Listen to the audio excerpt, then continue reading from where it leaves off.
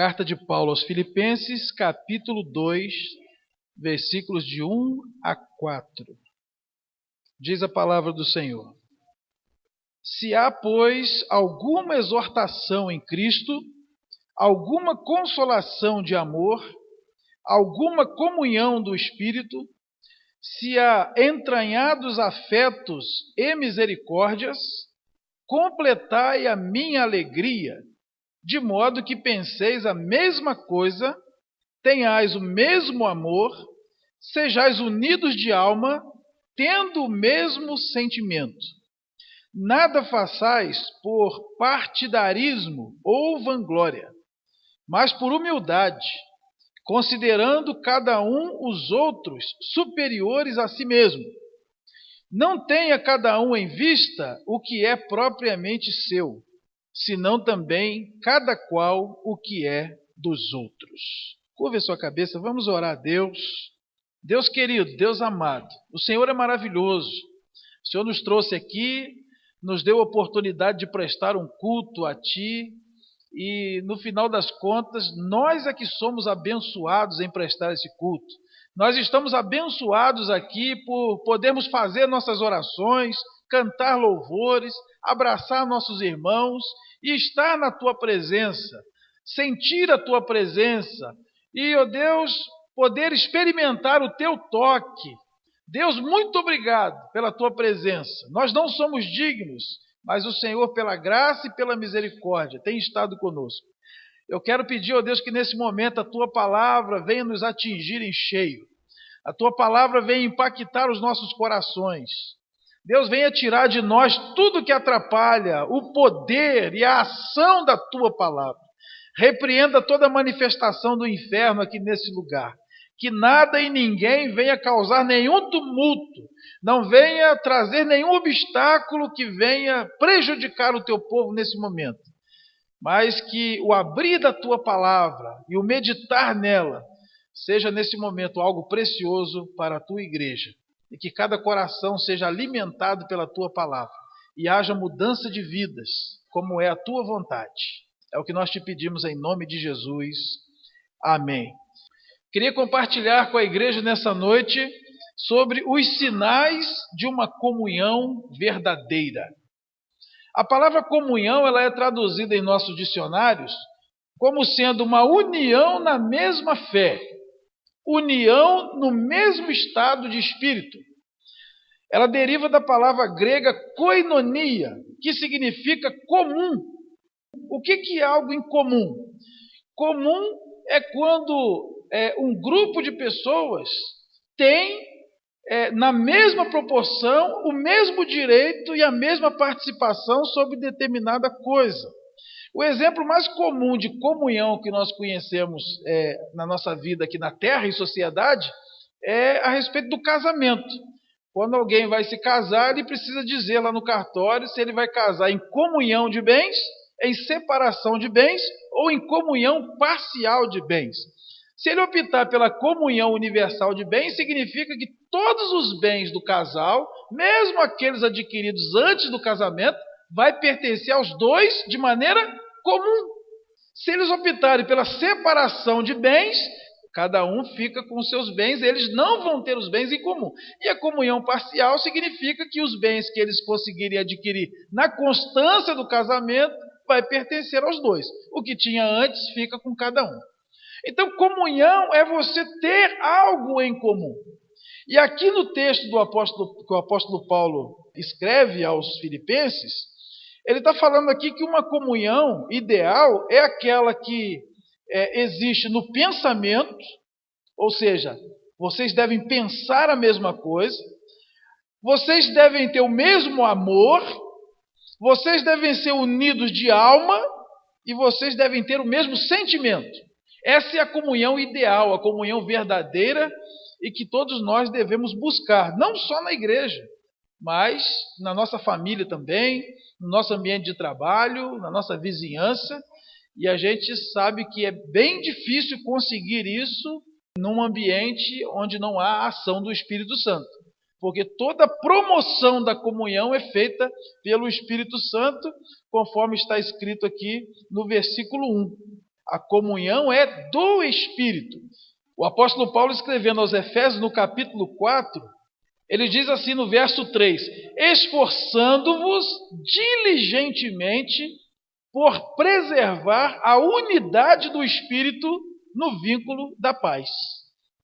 Então, a unidade é do Espírito, e a nossa função é preservar a unidade que o Espírito Santo traz para nós. Sendo assim, qualquer ambiente onde não se busca a presença do Espírito Santo e onde não se vive direcionado pelo Espírito Santo, fica bastante difícil manter a unidade. Mas não é o caso da igreja, porque a igreja nada mais é do que o conjunto daqueles que nasceram do Espírito. Se alguém não tem o Espírito, esse tal não é de Deus. Está escrito na Bíblia. Então, a igreja é a comunidade de pessoas que têm o Espírito Santo, que já receberam a iluminação do Espírito Santo. Sendo assim, deveria ser muito fácil a gente manter uma comunhão verdadeira na igreja. Uma comunhão de pensamento, onde nossas ideias fossem comuns. A comunhão deveria ser de amor, onde nós nos amássemos uns aos outros, até porque esse é o mandamento de Jesus. Ele escreveu: novo mandamento vos dou, que vos ameis uns aos outros, assim como eu vos amei. E o amor deve ser recíproco, deve ser uma via de mão dupla. Ao mesmo tempo em que a gente ama, a gente também é amado. A comunhão também de alma, há uma ligação espiritual, da mesma forma que acontece num casamento, que não pode ser só uma união de corpos, tem que ser também uma união de alma. Então há uma coisa sobrenatural que une a nossa alma aqui, um com o outro. E o Espírito Santo é que faz isso. E também uma união de sentimento, de maneira que a gente sente, a gente se emociona junto e a gente vive aqui uma vida perfeita como seres humanos. Essa é a comunhão verdadeira. E Paulo descreve aqui o que existe, ou o que deve existir numa comunidade que tem o poder de demonstrar que essa comunidade vive essa comunhão verdadeira, essa comunhão perfeita. A primeira coisa que eu quero compartilhar com os irmãos está no versículo 1. Ele diz assim: se há, pois, alguma exortação em Cristo, alguma consolação de amor, alguma comunhão do Espírito, e se há entranhados afetos e misericórdias. Eu quero conversar com os irmãos sobre a primeira coisa que deve existir num ambiente de comunhão. É a palavra afeto. A presença de afeto é o primeiro sinal de que o grupo está vivendo uma verdadeira comunhão. O que significa afeto? Afeto é disposição de alma, sentimento, amizade, simpatia. Afeto é carinho, é atenção, é consideração. Então, um ambiente onde há essa verdadeira comunhão, de corpo e alma, de todos os aspectos, a gente percebe que ali há afeto. Lá fora, quando as pessoas têm um inimigo, elas dizem: pô, aquele camarada é um desafeto meu. Ou seja, o inimigo é um desafeto. Não tem afeto entre duas pessoas que não se gostam. Afeto é carinho, é abraço, é atenção. Afeto é olhar nos olhos, é sorrir para as pessoas, é dizer obrigado, é pedir por favor, é abraçar, é dar um tapinha nas costas, é fazer um cafuné, é bagunçar o cabelo dos irmãos, porque das irmãs você não faz isso que vai dar problema. Afeto é contato, é gentileza, são gestos que demonstram todo o amor, todo o carinho que uma pessoa tem pela outra. Afeto é você, quando falar com uma criança, você se abaixar para falar do mesmo tamanho dela, para poder te ouvir e não ter que olhar para um gigante. Afeto é toque, é sentar perto, é compartilhar. Que tipo de relacionamento nós temos vivido aqui na nossa comunidade? Será que nós temos esse afeto um com o outro? Às vezes pelo temperamento, pela criação, né? Pela bagagem que a gente traz de outro ambiente que a gente vê, a gente tem dificuldade de abraçar. Já teve gente que até falou: eu não vou naquela igreja, mas não, que o pessoal é muito meloso, a gente chega lá e todo mundo quer abraçar, eu não gosto desse negócio. Mas isso é exceção à regra. As pessoas geralmente gostam de afeto. Todo mundo gosta de afeto. Em casa nós precisamos de afeto. Dizer que ama, elogiar, dizer palavras doces, palavras de carinho, palavras de incentivo. A esposa deve elogiar o marido deve elogiar a esposa, os pais devem elogiar os filhos devem elogiar os pais. Ninguém deve dormir antes sem dar um beijo, sem dizer eu te amo. Ninguém deve sair de casa de manhã sem dar um beijo, sem dar um bom dia. Ninguém deve almoçar sem dizer para quem preparou a comida, que delícia que está esse almoço. Você está de parabéns. Obrigado por esse almoço que você fez. Isso é afeto. E aqui diz que a comunhão ela é entranhada de afeto. Se há entre vós entranhados afetos, o afeto está amalgamado, ele está misturado a todo o relacionamento que existe naquele lugar. Não se faz nada sem afeto, não se trata ninguém sem afeto. A palavra entranhar é muito comum a pessoal que lida no direito, né? Quando o advogado quer pedir alguma coisa com o juiz, ele tem que botar numa folha por escrito, aquilo chega lá no cartório, aí fura aquela folha e entranha no processo. Aí ele numera, aquilo agora passa a fazer parte do processo. Então a folha está entranhada, aquilo e o processo agora é uma coisa só. Aí quando alguém dá bobeira que bota no processo errado, o juiz manda desentranhar, tira essa folha daí que você vai daí. E bota no processo certo. Então, entranhados afetos significa o quê? Nosso afeto está juntado, anexado. Ele agora faz parte do nosso relacionamento. Nós fazemos parte um do outro e não pode desentranhar. Nós não temos direito de tratar mal os irmãos. Tem falado isso aqui. A gente já é tão maltratado lá fora. Você dá sinal para um ônibus, né? O cara já te para o ônibus, você de cara amarrada, como se estivesse fazendo um favor de parar o ônibus. E quem tem cabeça branca, então, vai abanar a mão, eles vão passar direto, porque sabe que você vai entrar pela porta de trás. Não gosta de parar. A gente é maltratado, vai pagar uma conta do banco, fica lá 1 hora na fila. Você vai no fórum, você é maltratado. Quando a polícia te para, parece ser bandido, te trata mal. A gente é tão maltratado lá fora. A igreja é um lugar onde as pessoas vêm em busca de afeto, em busca de carinho, em busca de algo diferente. Então, querido, vamos desamarrar essa cara, porque cara feia não paga dívida. Vamos sorrir mais, vamos abraçar mais, vamos tratar com mais gentileza, porque isso faz parte de uma verdadeira comunhão. Deixa o Espírito Santo trabalhar isso na sua vida. Vamos deixar o Espírito Santo trabalhar isso na nossa vida, não só na igreja, em casa também, na rua também. Vamos tratar as pessoas com carinho. Vamos tratar bem, vamos distribuir afeto. Abrace mais, elogie mais. Aperte a mão com mais força. Vê se vai apertar o irmão dá a mão, já vai tirando. Você quase que pega na pontinha do dedo, aperta a mão, sabe? Se for abraçar, abraça de frente, abraça assim de lado. Quando for falar, olhe nos olhos, escolha as palavras, fale devagar, fale baixo. Ouça mais. O afeto é importantíssimo. Deixe seu irmão afetado, não naquele sentido da psicologia, mas afetado com amor, afetado com carinho. O cara veio na igreja triste, ele foi afetado por tanto amor, tanto carinho, tanta atenção na casa de Deus, e ele agora não vai conseguir ficar sem vir ao culto, porque ele foi modificado, ele foi tocado pelo afeto dos irmãos. Então, um dos sinais de uma verdadeira comunhão é a presença de afeto. Se você vai num ambiente que ninguém te cumprimenta, ninguém te abraça, ninguém te olha nos olhos, ninguém te fala nada, e você entra e sai e vai embora para sua casa, não sei você, mas a mensagem que passa para mim é: você não é bem-vindo aqui, não faz a menor diferença se você vem ou não vem. Então, se nós queremos a nossa igreja caminhando de uma maneira diferente e melhor, então comece a distribuir mais afeto para as pessoas que estão do seu lado. O segundo sinal de uma verdadeira comunhão, eu também vou usar uma palavra que aparece aí no versículo 1. Aí diz: entranhados afetos e misericórdias. E eu quero ler com os irmãos o texto que está em Mateus, capítulo 9, versículo 13. E depois vamos ler também o capítulo 12, versículo 7.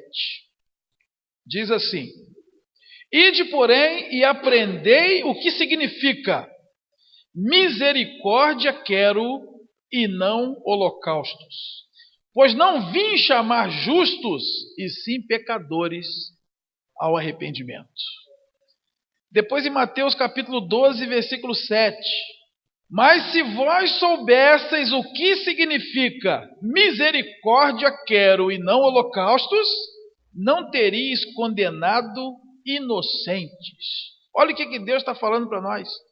Eu prefiro misericórdia a holocausto, a culto, a liturgia, a dízimo e oferta, a qualquer sacrifício que você queira fazer. Entre você fazer um culto e agir com misericórdia, eu prefiro que você haja com misericórdia. Entre você trazer um envelope cheio de dinheiro para colocar no gasofilácio e agir com misericórdia, eu prefiro que você haja com misericórdia. Misericórdia quero e não sacrifício. O que significa misericórdia? A palavra misericórdia tem origem latina e ela é formada pela junção das palavras miseris e cordes. Miseris é miséria e cordes é coração. Significa, numa tradução livre, dar o coração aos miseráveis, vítimas de qualquer miséria, sem discriminação alguma, nem exclusão de qualquer natureza. A grosso modo, misericórdia significa um coração voltado para a miséria alheia. É isso que a Bíblia diz quando ensina que Deus nos trata com misericórdia. Ele inclinou o coração a alguém que está numa situação de miséria. E no nosso caso era miséria oriunda do pecado. E Deus inclinou o coração para nós e nos perdoou. Então, numa comunhão verdadeira, o relacionamento tem que estar entranhado de misericórdia. Misericórdia é você ter o coração voltado para o irmão, não importa a situação em que ele esteja. É tratar ele bem exatamente quando ele errar com você. Porque somos todos pecadores, nós vamos errar. Jesus ensinou lá no Sermão da Montanha, se vocês saudarem só os seus amigos, que vantagem vocês têm? Os fariseus também fazem isso. Mas vocês devem orar pelos vossos inimigos, abençoar os que vos perseguem. Isso é usar de misericórdia.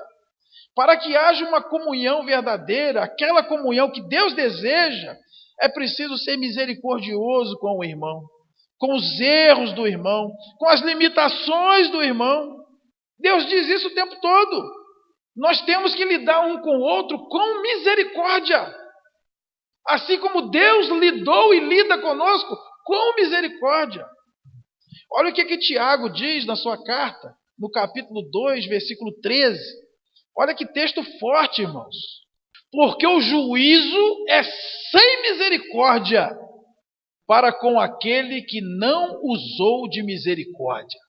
E ele termina dizendo, a misericórdia triunfa sobre o juízo. O que é juízo? Julgamento.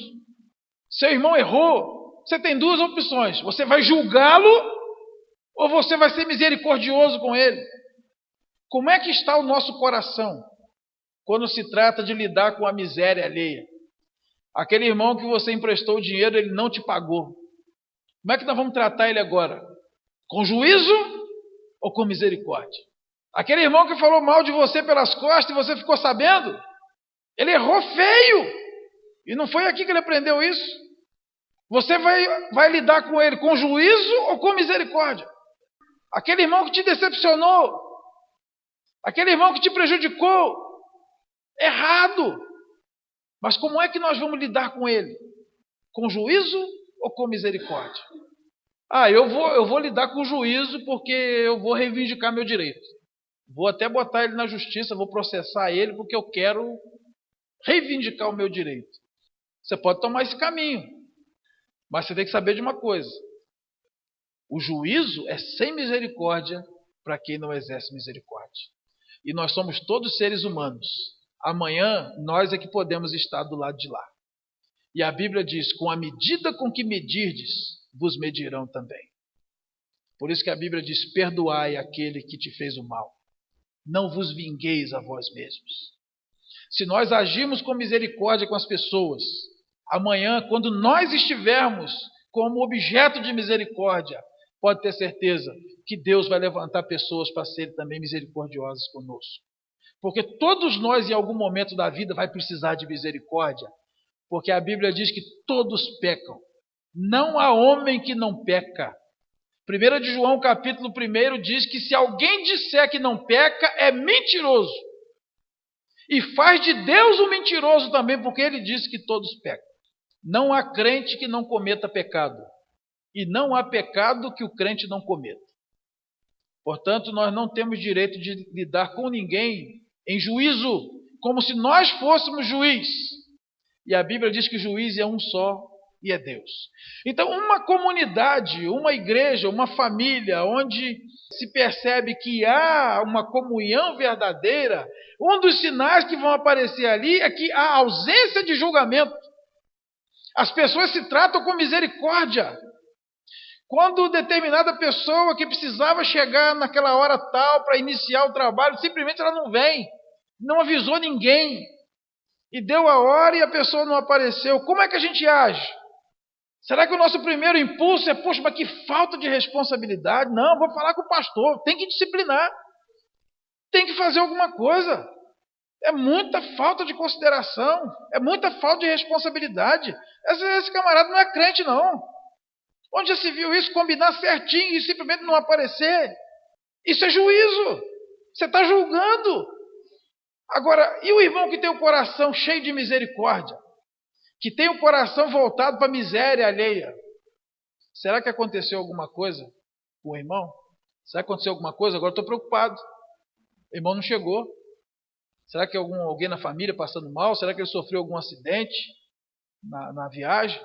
Gente, alguém tenta ligar, vamos fazer alguma coisa. Vamos fazer o seguinte, vamos cancelar a escola dominical agora, vamos todo mundo lá para a casa do irmão, vamos ver o que está acontecendo. Esse é um sinal de uma comunidade que vive a verdadeira comunhão. A gente não julga os erros das pessoas. A gente volta o coração para a miséria dele. Para quê? Para aplaudir o erro dele, para ele continuar errando? Não. Porque a misericórdia triunfa sobre o juízo. E quando nós agimos com amor e misericórdia, nós vamos constranger as pessoas às mudanças. Ninguém muda ninguém na pancada. Se alguém vai mudar, é com amor. Como é que Jesus nos muda?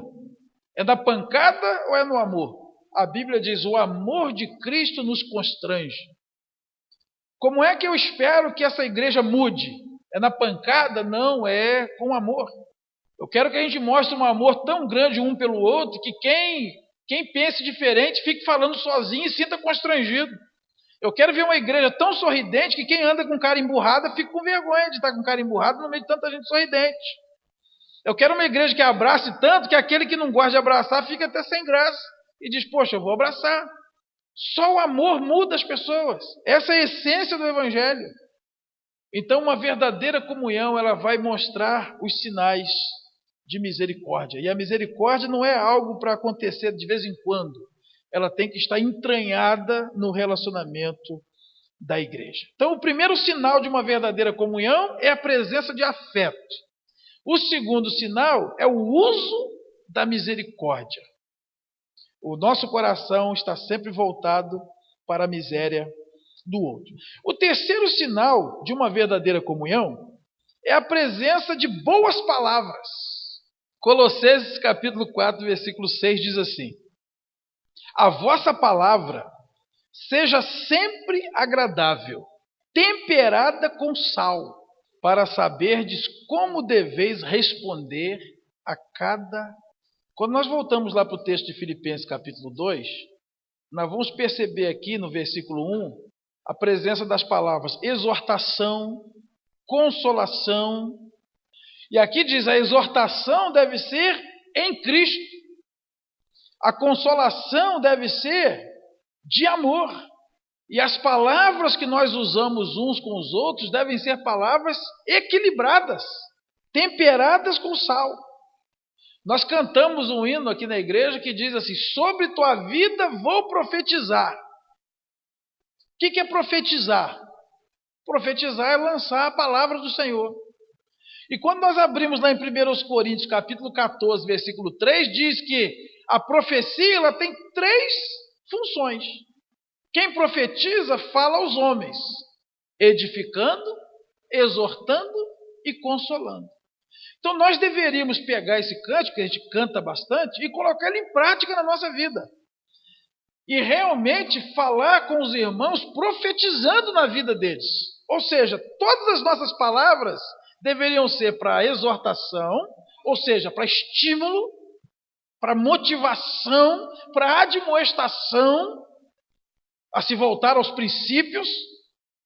Todas as nossas palavras deveriam ser para edificação, ou seja, depois que eu falar, o irmão vai ficar melhor do que antes. E as nossas palavras deveriam ser para consolação. Qualquer palavra que sair disso é palavra julgada fora. E esse dia eu li uma coisa interessante. O escritor botou assim: antes de você dizer qualquer coisa, certifique-se de que as suas palavras serão melhores do que o silêncio. Antes de abrir a boca para falar qualquer coisa, tente perceber se as suas palavras serão melhor que o silêncio. Não deixe silêncio, porque o silêncio é muito bom. Nós ouvimos aí fora a expressão conversa fiada. O que é conversa fiada? Né? Conversa fiada é aquela conversa que leva de lugar nenhum a nenhum lugar. É só bater papo, conversa fiada. E é justamente na conversa fiada que a gente acaba dizendo palavras que não são profecias, que não somam em nada na vida do outro. O que é uma palavra temperada com sal?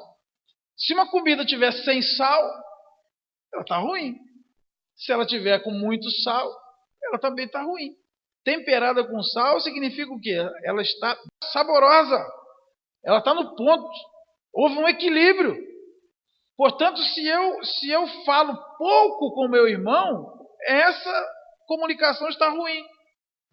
Se eu falo muito, nunca ouço, nunca deixo o outro falar, essa comunhão também está ruim.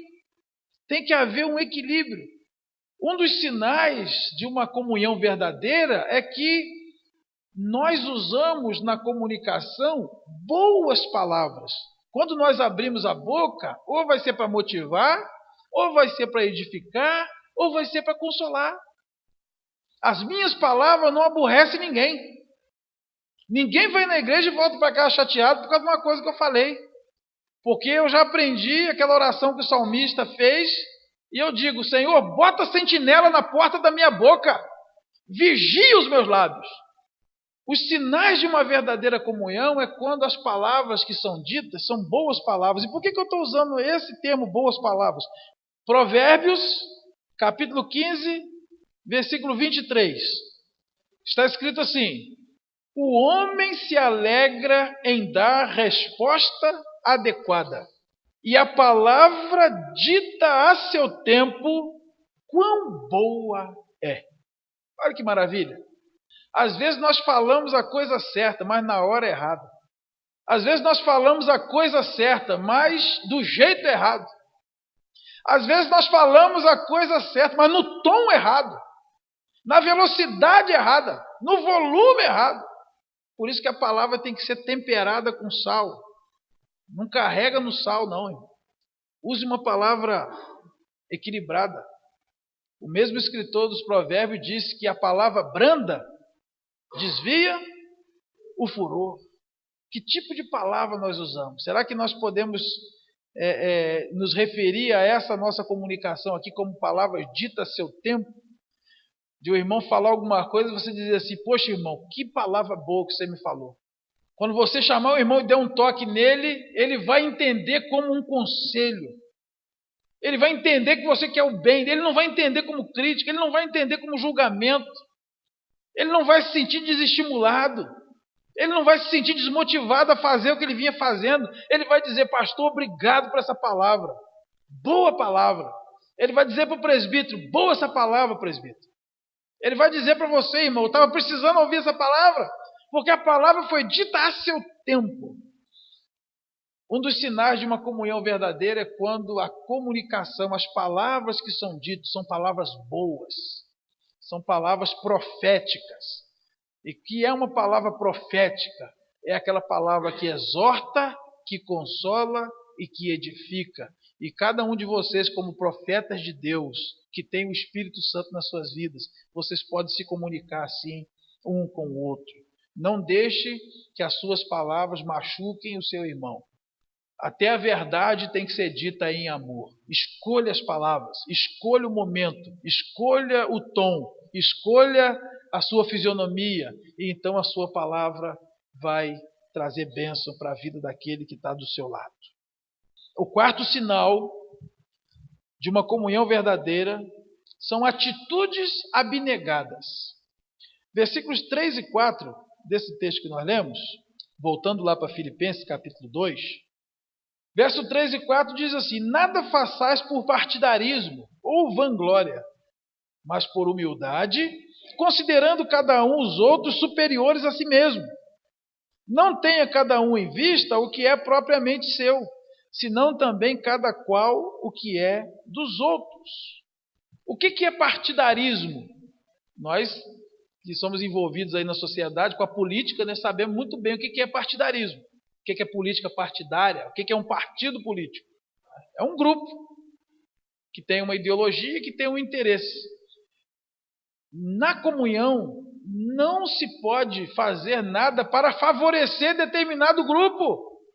Nada façais. Nada é nada.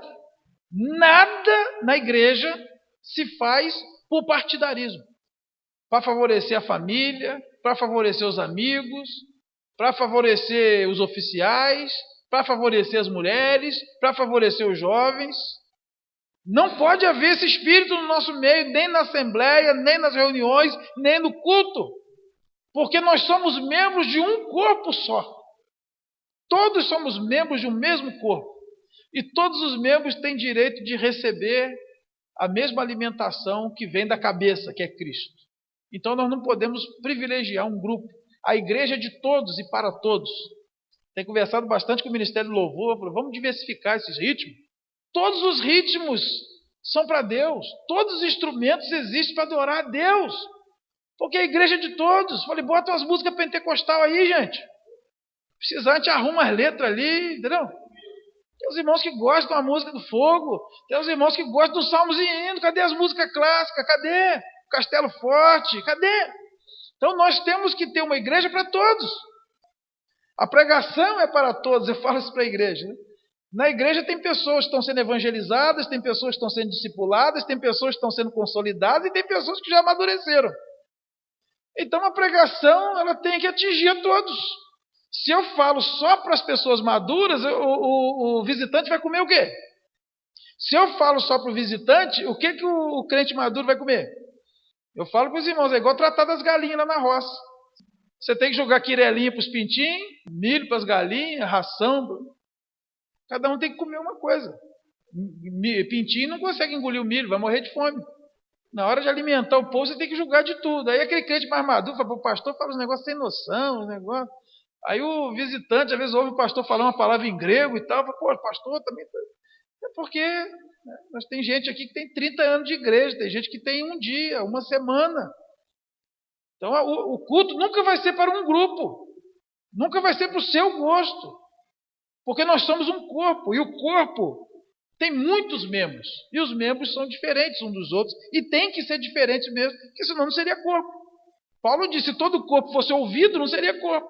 Se todo o corpo fosse olho, não seria corpo. Os membros têm que ser diferentes, nem uma mão é igual a outra mão. Se você colocar em uma mão o dedão está para o lado esquerdo, e na outra mão o dedão está para o lado direito. Tem que ser diferente, senão não casa. Então a igreja é para todos. Não pode haver partidarismo. Também não podemos fazer nada por vanglória. Vanglória é o próprio engrandecimento. Na igreja, aquele que canta não é para o seu próprio engrandecimento. Não pode ser. Aquele que lidera uma atividade não é para o seu próprio engrandecimento. A gente fazer as coisas para o nosso próprio benefício. Até porque tudo que nós fazemos na igreja é fruto do dom de Deus em nós. Estamos estudando isso na escola dominical. Então, se é Deus que deu o dom, eu não tenho mesmo motivo para me vangloriar. Ninguém tem motivo para se vangloriar porque canta bem, toca bem, prega bem, né, ou ministra bem. Porque tudo vem de Deus. Só a Ele seja a glória. Não pode existir. Mas, em compensação, as coisas têm que ser feitas com humildade, considerando os outros superiores a si mesmo. Isso é abnegação. Abnegação é eu abrir mão dos meus direitos e passar o direito para o meu irmão. Eu teria direito, mas eu vou passar a vez para o meu irmão.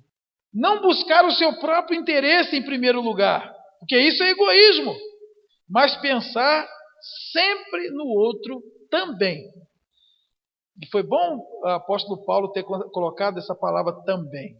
Não tenha cada um em vista o que é propriamente seu, senão também cada qual o que é do outro. Porque Paulo não está dizendo, não faz nada para você, só para o outro. Não, é também para o outro. O que não pode é a gente fazer tudo para nós. Eu não posso ter em vista só o que é meu. Eu tenho que também considerar o meu irmão, e aqui diz superior a si mesmo. Não existe isso fora de Cristo. A pessoa dá a vez para o outro. Preferir em honra. Dizer, pode passar. É por isso que o crente no trânsito é uma dama, né? O crente no trânsito, ele nem sai do lugar, que ele vai sempre dando a vez, né? Não, pode ir. Cara, buzina, pode ir, meu filho. Não, pode ir. Você não vai ver crente no trânsito disputando a tapa, vaga, né? E botando a mão para fora. Ele vai dar a vez. Deveria ser assim. Porque é o que a Bíblia nos ensina. Isso é abnegação. Amor abnegado é uma das características de uma igreja forte. Eu poderia ficar com isso para mim, mas eu vou distribuir isso aí para vocês. Por quê? Porque eu aprendi assim na Bíblia. Um ambiente onde existe a verdadeira comunhão, você vai perceber pessoas abrindo mão de direitos e passando para o outro. Tem uma história velha, né? Muitos aqui já conhecem. O pastor foi fazer uma visita com o presbítero e deu a hora do almoço. A irmã ofereceu, já que vocês estão aí, almoça aí. E eles foram almoçar e a irmã arrumou lá o arroz com feijão de cada um, e no meio da mesa ela botou 2 bifes, só que um era grandão e o outro era pequeno. Aí o pastor e o presbítero ficaram olhando um para a cara do outro, né? Ver quem que ia pegar primeiro.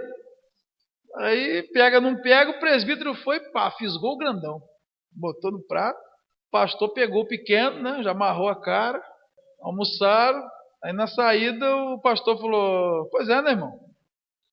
Foi bonito isso que você fez lá? Aí o presbítero, o que, pastor? Ué, o quê? Mas botou 2 bifes lá, um grande e um pequeno. Você pegou o grande, ué, deixou o pequeno para mim. Aí o presbítero arregalou e falou, ué, pastor, mas se o senhor fosse pegar primeiro, você ia pegar qual? Eu ia pegar o pequeno. Falei, então, você está reclamando de quê, ué? Se eu peguei o grande, você pegou o pequeno, ué. Esse é um belo exemplo do que não é abnegação. Abnegação é você pegar o pequeno, acreditando que o irmão cafajeste vai pegar o grandão e vai cortar um pedacinho e vai te dar. É o que se espera, porque você tem uma boa abnegada e você espera que o irmão também seja. Poxa, o pastor deixou o grandão para mim, mas isso não é justo. Eu vou cortar uma ribeiradinha aqui. Então, pastor, eu vou igualar isso aí, né? Calma aí, esse aqui é o certo. Mas se o irmão não fizer isso, eu fiz a minha parte. Eu não vou nivelar por baixo. Você chegou na cantina, né? A última coxinha. Você estava sonhando de chegar a sua vez para comprar. Só tem uma coxinha. Pô, e o irmão chegou com aquela cara assim de cachorro sem dono, assim. É a última, poxa. Aí você faz o quê? Pô, não, pode ficar com a coxinha. Você está esperando que ele vai te dar uma mordida, né? Ele vai deixar você dar uma mordida. Mas se ele não deixar, você foi abnegado. O lugar onde existe uma verdadeira comunhão, a gente vai presenciar coisas assim. Eu passo a vez para você, só tem uma, então pode ficar para você. Só tem uma vaga, então pô, deixa o irmão. Ele está precisando mais do que eu. Ele gosta mais do que eu. Não é verdade? Amor abnegado. Pessoas tendo consideração para com o irmão e considerando o irmão como sendo superior a si próprio. No versículo 5, a gente vai ver aí qual é o exemplo a ser seguido, né? Tende em vós o mesmo sentimento que houve também em Cristo Jesus. Ele foi o maior exemplo do mundo em abnegação. Ele tinha todo o direito, ele sendo Deus, ele não se apegou a isso. É para salvar? Eu abro mão de ser Deus. Se esvaziou, assumiu a forma humana e morreu na cruz para nos salvar. Não precisava. Ele era Deus, não precisava. Foi graça. e misericórdia. E ele se esvaziou e veio ao mundo e morreu aquela morte horrenda para salvar a mim e a você. Aí agora eu vou ficar chateado por causa de um pedaço de bife? Vou ficar chateado por causa de uma coxinha? Esse foi o abnegado, Jesus Cristo. E a Bíblia diz que ele veio ao mundo para dar exemplo, para nós seguirmos os seus passos. Foi o que Pedro ensinou para nós na sua carta. Para existir uma comunhão que agrada a Deus, cada um deve parar de pensar somente em si mesmo e colocar o interesse dos irmãos também no lugar de destaque. Antes de fazer qualquer coisa na igreja, a gente deve pensar da repercussão que aquilo vai ter na vida do irmão. Concluindo, irmãos, nós não podemos fugir disso como igreja. Sabe por quê? Se nós queremos crescer, e esse é o nosso projeto, crescer em todas as áreas, não só em número, mas em todas as áreas, crescer em relacionamento, crescer em comunhão, crescer em santidade, crescer em espiritualidade. Essa é a proposta que nós temos este ano para os irmãos. A gente crescer em todas as frentes, transbordar em todas as frentes. Nós não podemos fugir disso, porque a comunhão é a maior ferramenta de crescimento que a igreja tem.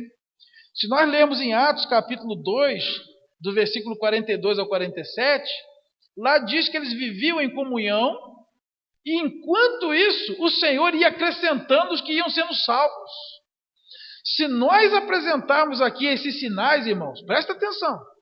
Se você tiver afeto com seu irmão, se você tratar ele com misericórdia, se você usar palavras boas, e se você tiver abnegação, se você der a vez, se você preferir o seu irmão em honra, as pessoas vão querer ser dessa igreja. As pessoas vão querer fazer parte da nossa família. É por isso que quando a igreja de Atos vivia em comunhão, eles viviam juntos, tinham tudo em comum, e dividiam suas refeições, e visitavam de casa em casa.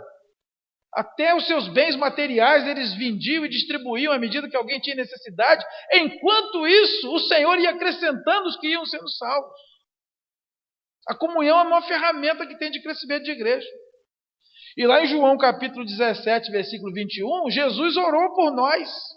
E Jesus orou pela igreja assim, para que eles sejam um, a fim de que o mundo creia. Quando a igreja vive a verdadeira comunhão e manifesta esses sinais, o mundo vai crer. Se eu penso em ir para uma igreja, eu quero ver lá uma coisa diferente. Se é para ir na igreja e ser igual é aqui fora, eu fico aqui mesmo. Eu vou mudar para quê? O dia que a igreja viver a perfeita comunhão, a perfeita unidade, o mundo vai crer. É a responsabilidade de cada um de nós. E nós, como igreja do Senhor, nós não temos opção. Vamos ficar de pé, queridos.